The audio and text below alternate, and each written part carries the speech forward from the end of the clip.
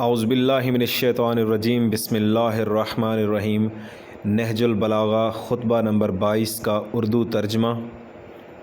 جب آپ کو خبر دی گئی کہ کچھ لوگوں نے آپ کی بیعت توڑ دی، یعنی مولا علی علیہ السلام کی بیعت توڑ دی، تو لوگوں نے آپ کی بیعت توڑ دی ہے، آگاہ ہو جاؤ کہ شیطان نے اپنے گروہ کو بھڑکانا شروع کر دیا ہے اور فوج کو جمع کر لیا ہے تاکہ ظلم اپنی منزل پر پلٹ آئے اور باطل اپنی مرکز کی طرف واپس آ جائے۔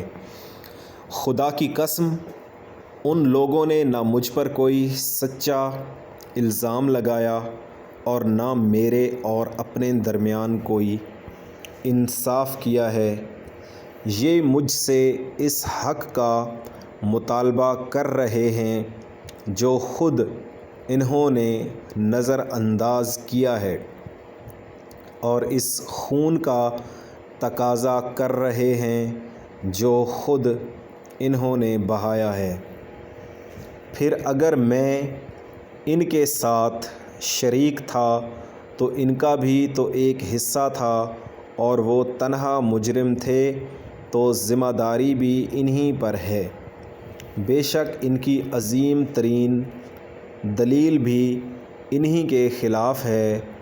یہ اس ماں سے دودھ پینا چاہتے ہیں جس کا دودھ ختم ہو چکا ہے، اور اس بدعت کو زندہ کرنا چاہتے ہیں جو مر چکی ہے۔ ہائے! کس قدر نامراد یہ جنگ کا داعی ہے، کون پکار رہا ہے اور کس مقصد کے لیے اس کی بات سنی جا رہی ہے۔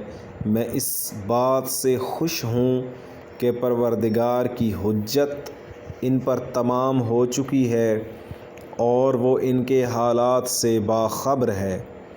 اب اگر ان لوگوں نے حق کا انکار کیا ہے تو میں انہیں تلوار کی بھاڑ عطا کروں گا کہ وہی باطل کی بیماری سے شفا دینے والی ہے اور حق کی واقعی مددگار ہے۔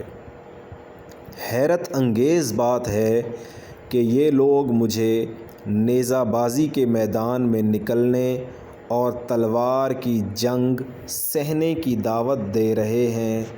رونے والیاں ان کے غم میں روئیں۔ مجھے تو کبھی بھی جنگ سے خوف زدہ نہیں کیا جا سکا ہے، اور نہ میں شمشیر زنی سے مرعوب ہوا ہوں۔ میں تو اپنے پروردگار کی طرف سے منزل یقین پر ہوں، اور مجھے دین کے بارے میں کسی طرح کا کوئی شک نہیں ہے۔ تو آج آپ کے سامنے خطبہ نمبر 22 کا اردو ترجمہ پیش کیا گیا، جس میں حضرت علی علیہ السلام نے بیعت توڑنے والوں کو جو جواب دیا ہے وہ اس خطبے میں تھا۔ جزاک اللہ، شکریہ۔